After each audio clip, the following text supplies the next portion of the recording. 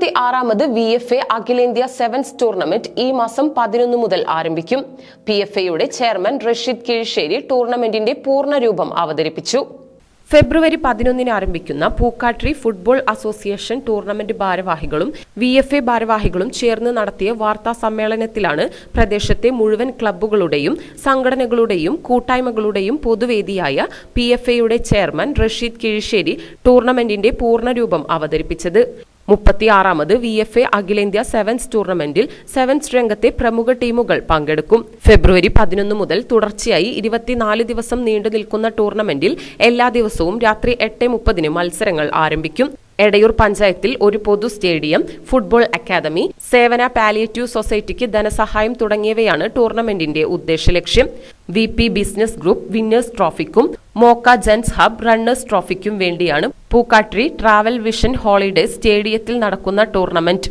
പൂക്കാട്രിയിൽ പ്രാവശ്യം നടക്കുന്നത് കഴിഞ്ഞ വർഷവും ഡോണാസ് ക്ലബിന്റെ സഹായത്തോടു കൂടിയാണ് പൂക്കാട്രിയിൽ ഈ ഫുട്ബോൾ ടൂർണമെന്റ് നടത്തിയത്.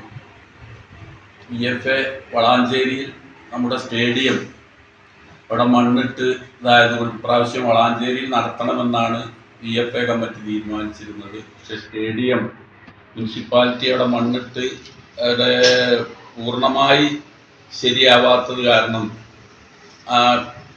നടത്താൻ അനുയോജ്യമായൊരു സ്ഥലം ഇല്ല. പൂക്കാട്ടിയിൽ നല്ലൊരു സ്റ്റേഡിയം കഴിഞ്ഞ വർഷം നടത്തിയ സ്റ്റേഡിയം ഉണ്ടായിരുന്നു. അപ്പോഴാണ് പൂക്കാട്ടിയിലെ പാലിയേറ്റീവ് ക്ലിനിക്കിൻ്റെ ധനശേഖരണാർത്ഥം അങ്ങനെ ടൂർണമെൻറ്റ് നടത്തണമെന്ന് ഈ ടൂർണമെൻറ്റ് കമ്മിറ്റിയുടെ ചെയർമാൻ കൂടിയായ റഷീദ് ആവശ്യപ്പെട്ടതിൻ്റെ അടിസ്ഥാനത്തിലാണ് നല്ല രീതിയിൽ ഈ ടൂർണമെൻറ്റ് കൊണ്ടുപോകാൻ ഞങ്ങൾ തയ്യാറാണ്, നടത്തുമെന്നുള്ള ഉത്തമ വിശ്വാസത്തോടു കൂടി ഈ ടൂർണമെൻറ്റ് പൂക്കാട്ടിൽ തന്നെ നടത്താൻ VFA തീരുമാനിച്ചു.